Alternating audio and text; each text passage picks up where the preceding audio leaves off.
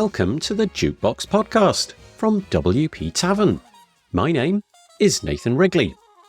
Jukebox is a podcast which is dedicated to all things WordPress. The people, the events, the plugins, the blocks, the themes, and in this case, podcasting and finding inspiration in WordPress stories.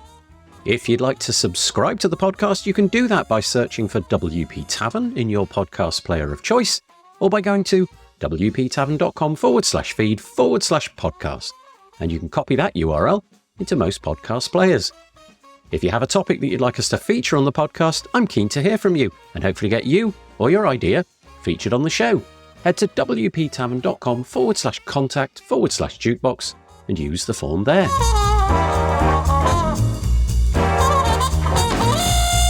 So on the podcast today, we have Bud Kraus. Bud's name might ring a bell in the WordPress community, not only for his teaching and writing, but also as the host of the Seriously Bud podcast. Bud's WordPress journey started back in 2009, when a client told him he had to learn WordPress, and ever since, he's been immersed in all aspects of it, from building sites to teaching to creating content for major WordPress businesses. These days, Bud calls himself a WordPress content creative, focusing mainly on producing articles, videos, and of course, his own podcast. In this episode, we turn the microphone around on Bud to talk about his transition from site building to content creation. He shares how the Seriously Bud podcast came out of a desire to have real, unscripted conversations with people from around the WordPress community. Chats that go beyond plugins and code and dig into the stories, quirks, and lives of the people behind the tech. We talk about the format of the show, Bud's technique for bringing out interesting stories, and the importance of really listening to guests. Bud explains his approach to podcast technology, why he thinks the tech stack doesn't have to be intimidating or expensive, and he also offers insights into the editing process that makes his interviews come alive. Towards the end, Bud shares his thoughts on the future of podcasting, why it's still such an appealing medium, and what it takes to keep a show fresh and enjoyable for the long haul.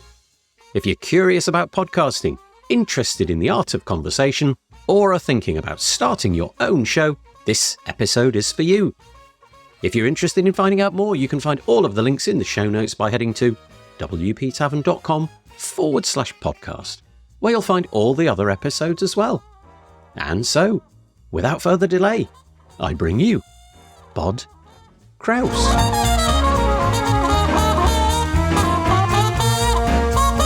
I am joined on the podcast by Bud Kraus. Hello.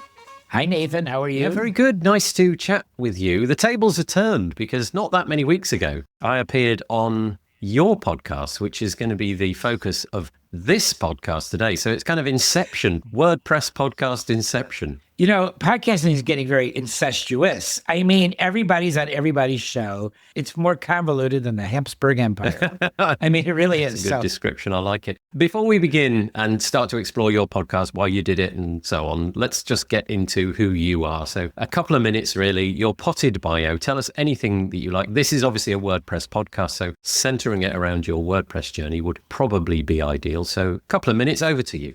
All right. Well, I have a little elevator speech on this, or a little longer than an elevator, but in 2009, I had a friend client who sat me down at the Oyster Bar in New York City and said, you know, you really need to learn WordPress. And I said, no, I'm a Rage Against the Machine kind of guy. And then he got very serious. And then I started to learn. And once I learned that you could make a child theme and what that was all about, you know, I was hooked. And then I started teaching WordPress at FIT in New York City and everywhere. I was just teaching like crazy. And I was making websites, and eventually I got to hate making websites because I just wanted to do it my way, not the client's way. That's not really a good attitude. And eventually, in the last couple of years, I've really gotten into creating WordPress content for WordPress businesses. So I call myself a WordPress content creative. That also includes, of course, podcasting and my show, Seriously Bud. So that's it. So are you still working with WordPress in any way, shape or form for other people, or is it primarily just for yourself now? I try not to, unless you beg me. Now, occasionally, no, I do have a couple of sites that I do updates for. I could get rid of that business. It's not really much, but I just like doing it and I like the people. And so, you know, I do it. But I have my own two sites, joyofwp.com and seriouslybud.com. And I am the client, so I get to decide everything. And that's what I like about it. So yes, I don't want to stop doing WordPress, okay, the site stuff, because it will diminish my ability to write and create WordPress content. But I don't want to get paid to do it for clients. And was the intuition to move into content, was that purposeful? In other words, did you sit yourself down and say, do you know what? I'm fed up of doing the client thing. I want to stay in the WordPress space. So what can I do? Well, content seems like a good thing. Or was it more an evolution where you just wrote a few pieces and discovered that you enjoyed that? Well, I'm not that smart. The first way to do it, like to think logically, I should be doing this, I don't go that way. So Vika Singhal from InstaWP got me really on this track a couple of years ago when we first met online, and he said, why don't you create a video for me on security? I said, okay. And I did. And then I started doing some other things. And then Marcus Burnett said, why don't you write articles for GoDaddy?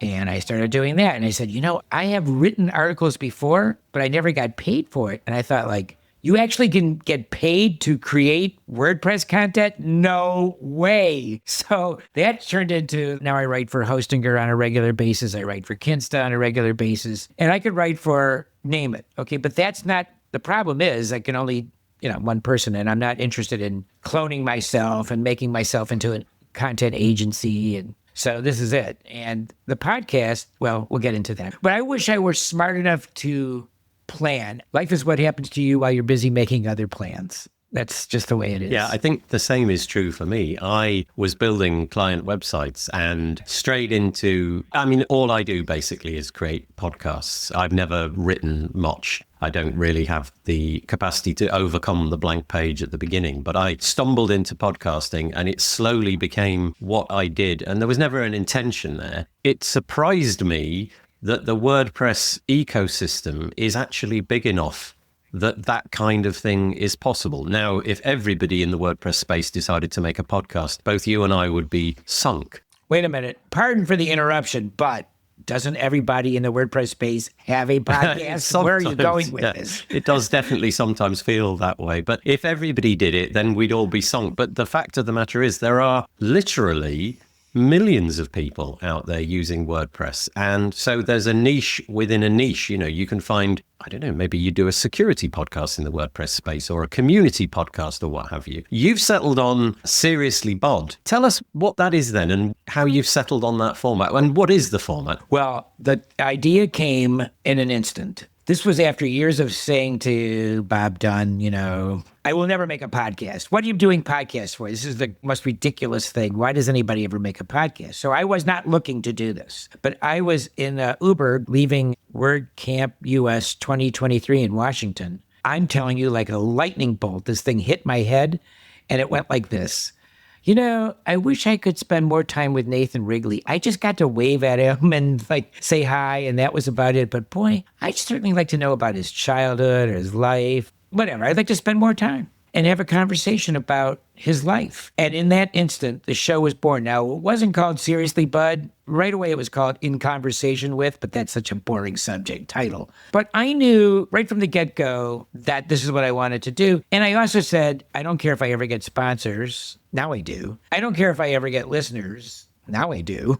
But I just wanted to do it for myself because it was like, what do they say? Scratch an itch or whatever it is. Itch a scratch or scratch an itch. So that was it. And about 4 or 5 months later, I did my first episode with Marcus. And it's been every Friday at 8 o'clock in the morning and Eastern Standard Time, a new episode comes out and I don't miss. The really cool thing is that the stories are phenomenal. There is a certain similarities between people. There definitely is. And I can write a book now about the WordPress community. And I'm also, the purpose of the show too is not just to satisfy me, but to give people an opportunity to tell their stories. And not surprisingly, people like to talk about themselves.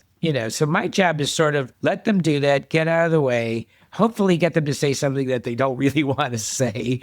It's just been really taken over my life. Have you always been, how to describe it, a raconteur? Have you always been the kind of character that can fill a silence? Or is this something that you've had to develop and get out of your comfort zone a little bit?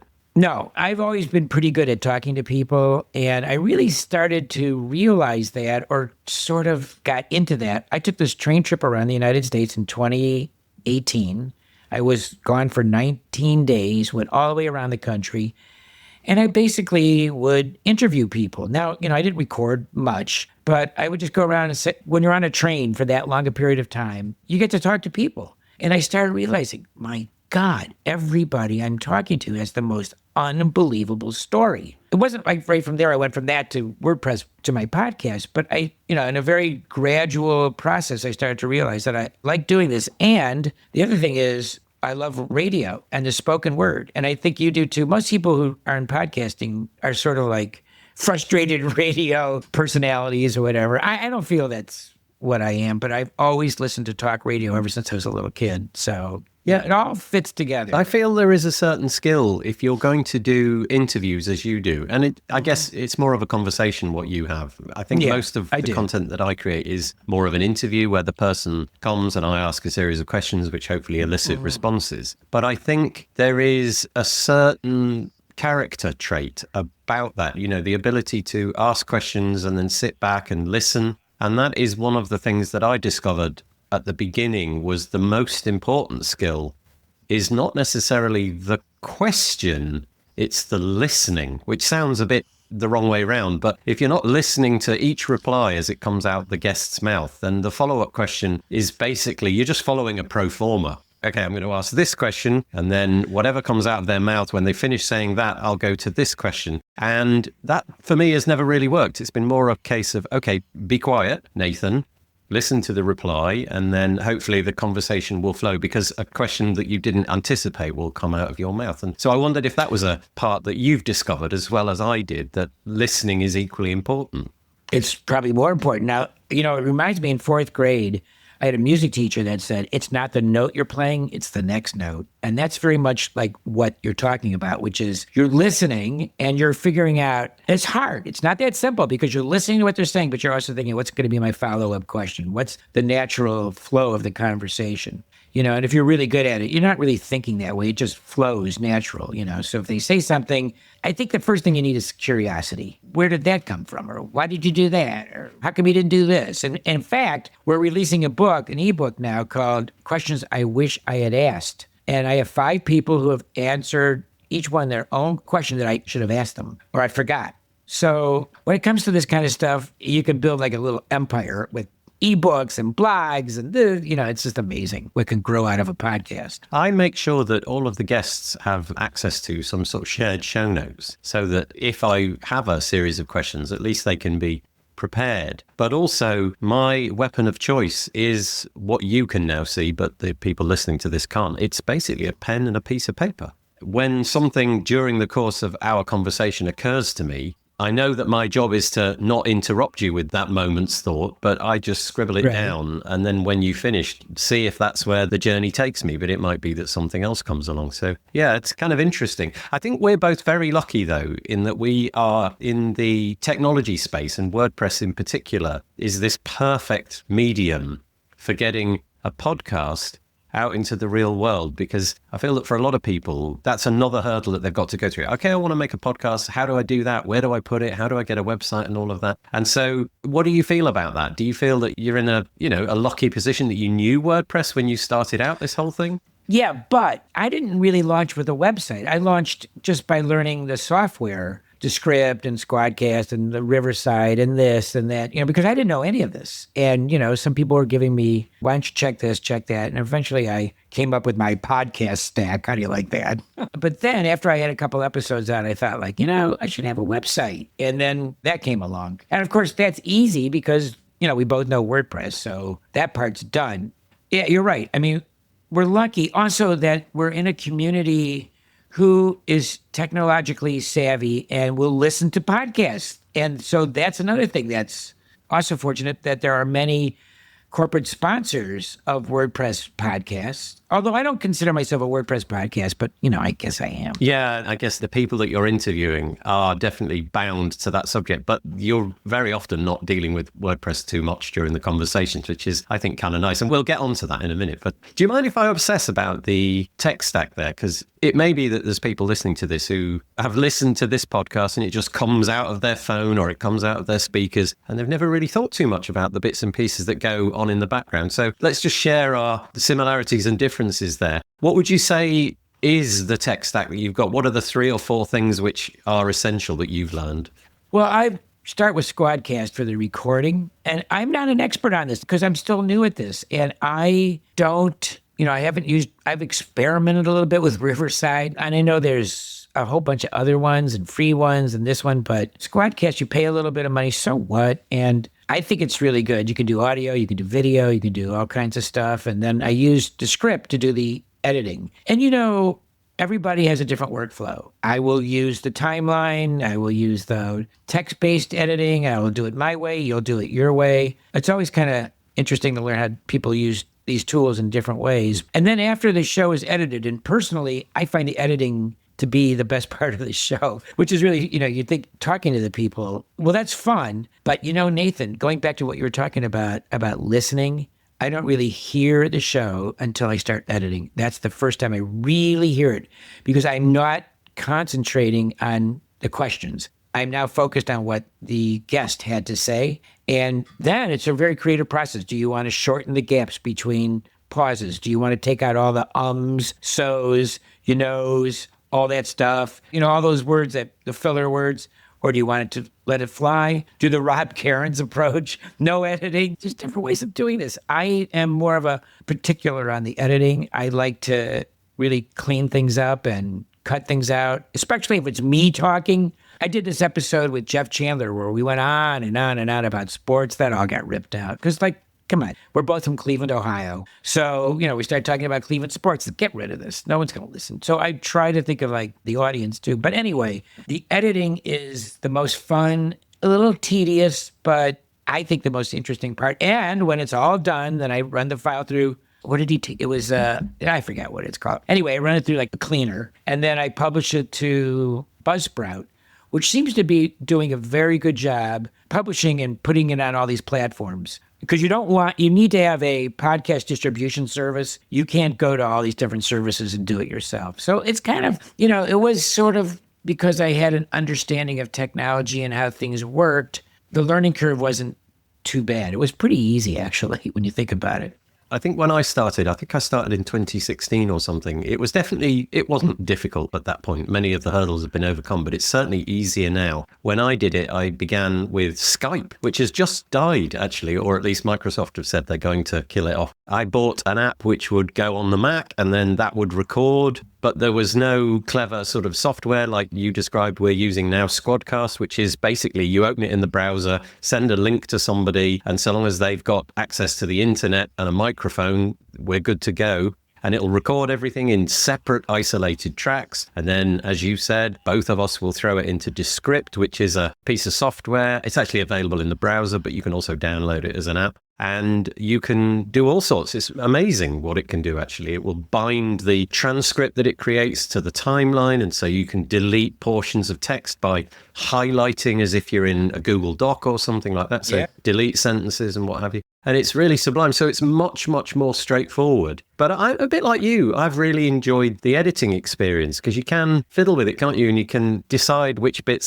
stay on the edit room floor and which bits go in. And sometimes you go off on different tangents. But the other side of it, that's the software side. What are you using to actually record the audio? So microphones and computers and any of that? Okay, well, thank you, Omnisend. My first sponsor, I have to get them in there because they bought me. They said, we don't want you using that crummy microphone anymore. Go out and buy yourself a nice microphone, it's the same thing that you're using. What is it? It's a Shure MV7. Yes, and I really like it a lot. I have it on my desktop. I have a desktop stand for it. I have a hard time doing a boom microphone, so it's a desktop, and it's nice. But, you don't need, I think a lot of people know, you don't need a lot of heavy investment to do a podcast. It's almost, talk about a barrier to entry being nothing or next to nothing. Podcasting certainly is that. Yeah, you really, really need very little. You and I have got this modestly priced mic. It's not the top tier, and it certainly isn't the bottom tier. But when I began for probably 4 or 5 years, I had a really cheap mic, and it's about where you position it and how far away you are from it and refining all of that and, not breathing too heavily over it and different bits and pieces. But the barrier to entry really is if you've got a phone, you've got everything that you need. because it's got its own microphone built in. It'll do a credible job. The audio software will kind of clean it up nicely. And the website, the WordPressy bit, is icing on the cake. If you really wanted to keep it cheap and cheerful, Google's YouTube will suffice, really. You could just upload it to YouTube, and they now offer podcast as an option. It doesn't have to be a video. Well, it needs to be a video, but it doesn't have to actually be a picture of you and your guest or anything like that. I know I'm interrupting you, but I have a question. So where do you think the future of all this podcasting is going? I mean, what's podcasting going to be like in a couple of years, according to you? I will give you the answer to that in about... I'm sorry for interrupting. No, it's fine. I will give you the answer to that in a few weeks' time. I'm going to... One of the biggest podcast shows in the world is held in London every May. I'm going to be going to that. 10,000 attendees. You know, I'm in this little WordPress bubble of podcasting, but it's an absolutely gigantic industry. It's occupying one of the biggest convention spaces in the UK, in London, in Islington, if you're a person that knows London. I will give you more of an answer then, because it'll be interesting to see what the trends are. However, we did have a bit of a bump in credibility in podcasting for a while, and then I think it plateaued a little bit, or perhaps went down. But more recently, I think it's been going up again. The reason I think it remains popular is the same reason that talk radio hasn't gone away, is because you can really get into the subject matter. If you're really into WordPress, then there's a bunch of WordPress things. Or if you're into, I don't know, skiing, there'll be a skiing podcast and what have you. And the crucial bit for me is that you can do other things at the same time. Well, that's where I was going to go too, which is talk about a mobile media. Yeah. You can take it wherever you go. You don't have to sit at a computer or anything. It's in your headphones. If you're stuck in your own house, you know, just doing chores, it can be done at the same time. And even things like mowing the lawn, which is typically quite loud and probably would have gotten in the way. The noise cancelling headphones that you can have nowadays. And for me, basically, when I'm not doing something which requires my eyes to be on something, if I'm alone and I've got nothing else to do, you can more or less guarantee that I will have a podcast plugged into my headphones. Well, you know, this is the perfect medium for the legally blind. I ought to know. I'm speaking from experience here, but it is. It's all ears. So I don't know. I don't really have an intuition about where it's going to go, but I don't see any signs of it as a medium going away, because I think we all love to listen. Well, not all of us, but many of us really enjoy listening to other people and their stories and their trials and their tribulations and their expertise and whatever it may be. I think it's going to stick around. No, you're so lucky because you have those golden pipes. I have nothing. I have this old man's voice. God, I would do anything, like if AI could clean me up and make me sound like you. I know it could. That gives me an idea. You're very kind. I'm not sure you've captured in time. What am I? Oh, no. I remember. Whoa, hold on a second. I first saw you and heard your voice when you were doing the agency summit and you're doing all those intros. I don't know. How long ago was that? Oh, probably about, 7 years or something like that. Yeah. Yeah. And I was listening. I go, oh, I'd like to. Who's this guy with the voice? You know, we talked about editing bits out. That's going to be edited out. Don't you dare. You better not. You'll be hearing from me. We'll see. We'll see if it makes it. Okay, let's dig into your podcast. We've talked a lot about how we go about making podcasts. What is the plan? What do you do during that podcast? Yeah, just tell us what you do on a typical episode and what are you trying to achieve there? Okay, well, I'm trying to get an unexpected conversation. I always say it's an unexpected conversation of so-and-so in the WordPress community. What I do is a guest first has to come to my site and fill out a form, which everybody says is ridiculously long. And I mean, you know, I ask about like almost every question I could think of, what's your blood type, things like that. And then before the show starts, I really don't do any prep, very little. But before the show starts, I'll look at what you submitted. I'll look for a question, my first question, whatever it is. And it's not going to be like, where were you born? Okay. It's going to be like, how come you like to smoke or something? You know, what's that? It'll be something like that. Off we go. The show does not follow a linear progression because I look at it like if I'm talking to you like at a bar or something like that. I'm not going to start from the beginning of your life and go to the end. I'm going to go back and forth and whatever. It's just going to be, it's sort of like a show about nothing, you know? It's like the Seinfeld of podcasts. Right, and it worked. Seinfeld worked, so I figured maybe this will work. So it goes back and forth, and try not to talk too much about WordPress. Usually I'll say something like, okay, let's talk about WordPress. You know, what do you do? And then if I feel like the guest is talking about anything, I just jump in and go, okay, that's enough of that, and we'll go on to something else. When you're in real life, at least for me, I'm rude enough to say to somebody, okay, enough, let's go on. So the intention then is to sort of figure out the personality behind the thing. So let's say, for example, it's somebody that we've all heard of in the WordPress space. They've got a thing. We're all familiar with the thing that they've got. Okay, we know that about them. That's a given. So your idea is to drill in and figure out, okay, just tell us something quirky and interesting about you, your life, and let's talk about that. Yeah. I mean, I try to ask like crazy questions to elicit some unusual, crazy response. And sometimes it happens, sometimes it doesn't, sometimes it does. A couple of things. One, I find the older you are, the more interesting you are to me because you've lived a life. I don't have anything against 25-year-olds. I've had them on the show, but they don't have the breadth of time that I'm looking for. That's one thing. And the other thing is some of the people I know very well and some of the people I don't know at all.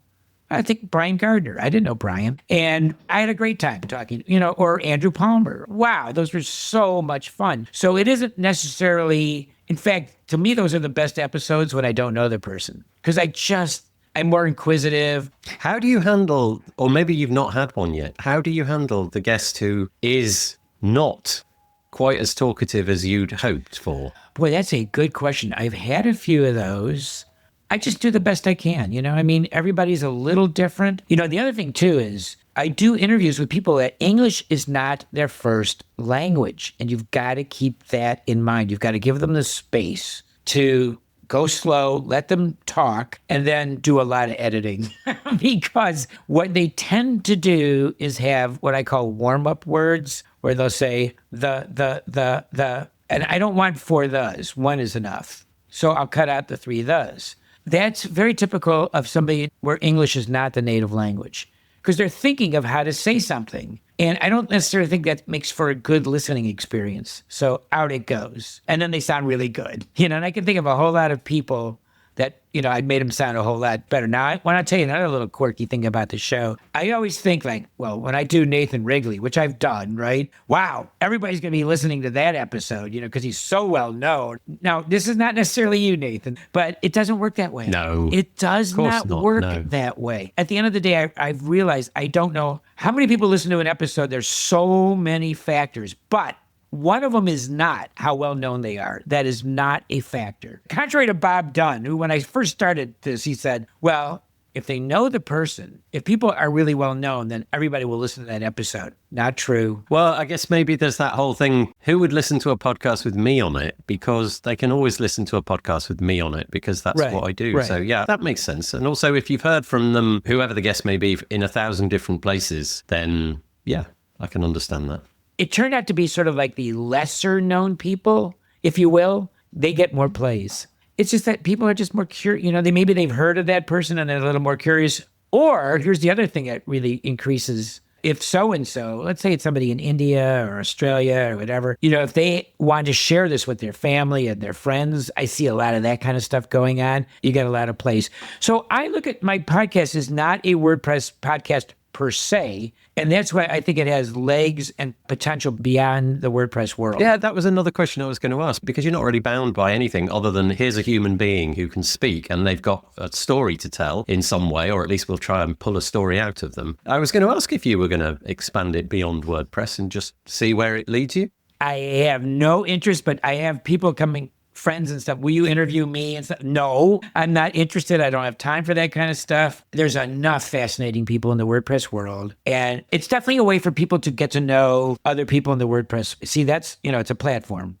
so that they can get to know you, me, whoever it is, beyond the typical, what's your WordPress journey stuff or what do you do with WordPress? It's the story. It's the person. It's the biography. Have you ever had episodes that you were not able to get something that you'd hoped out of it? So in other words, you pressed record and then by the time you'd finished the episode, you thought, oh, gosh, that didn't work out as anticipated, or that just went off the rails, or there was nothing of interest there. Let's can that one and either retry it or just bin it. Well, I've had one episode that the interviewee said, I don't want you to air this. So, okay, I didn't. And then another one said, there was a whole thing about something that this person said I had to cut out because this person did not want me to air it. So I did.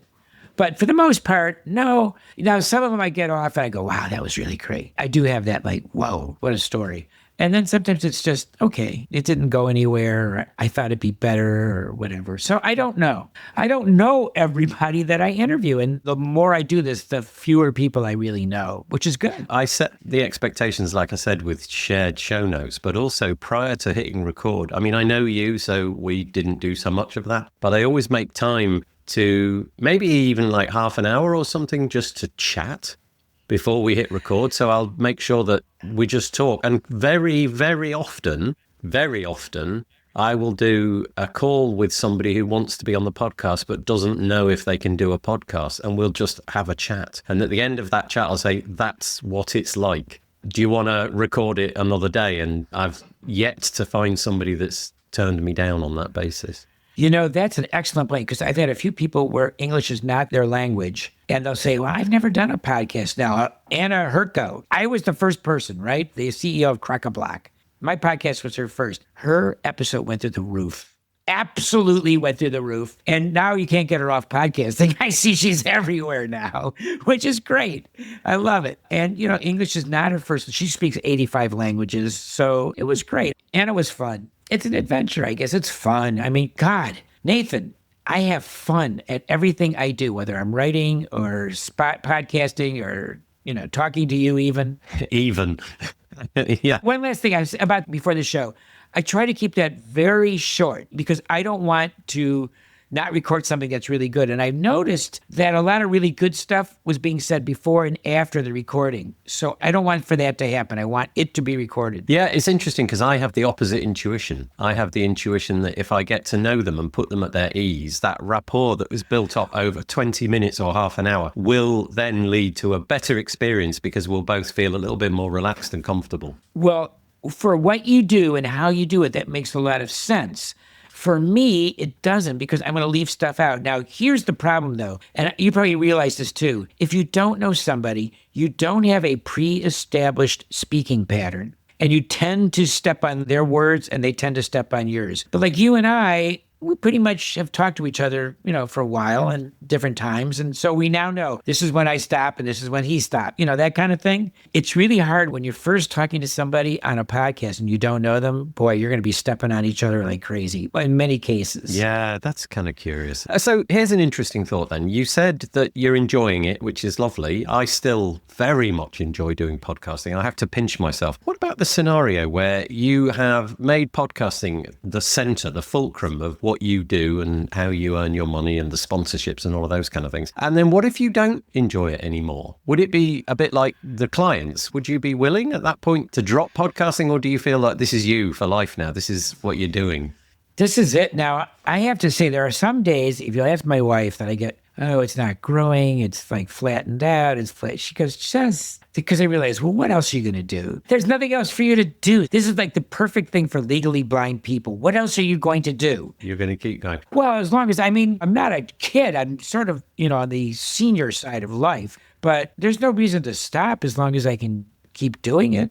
You know, and I just got started doing it, so who knows? The barrier to entry is low. The enjoyment is high. So it sounds like the perfect way to spend the next few years, certainly. I've discovered that about 35 to 40 minutes is about the sweet spot for a podcast episode, because it seems to be the attention span that most people have got. So that is a neat little segue for me to say we're at minute 37 and a half, which is more or less exactly in the middle of that sweet spot. So I'm going to ask you just to sort of sign off. Tell us where we can find you. Where is the website, as in the URL? I know we've said the name of the podcast many, many times, but where can we find you? And where do we find you on socials and things like that? Oh, God. All right. I have a website called seriouslybud.com. Kind of easy to remember if you can remember the name. One little quick thing, I know we're running out of time. It doesn't have the word WordPress or WP in it, which is different than a lot of podcasts. So it could be done for anything. And it wasn't a name that I came up with. It was my graphic designer who came up with it. Anyway, seriouslybud.com. Now, the good thing about that is you can get all the episodes from the past. It's very easy to access all those episodes. And eventually I'm going to be launching a blog, which will discuss the show, the people in the show, the behind the scenes, all that kind of stuff. So I'm working on that. And as far as social, just Bud Kraus or Seriously Bud. That's Kraus, no E, only one S. How's that? Perfect. I will make sure that those links and any others that we mentioned during the course of this recording go into the show notes. Head to wptavern.com podcast. Search for the episode with Bud Kraus. And Bud, it just remains for me to say thank you very much for chatting to me today. It's always a pleasure to talk to. Well, let's just say this. The pleasure was all yours. Okay. You're too modest. All right. Take care.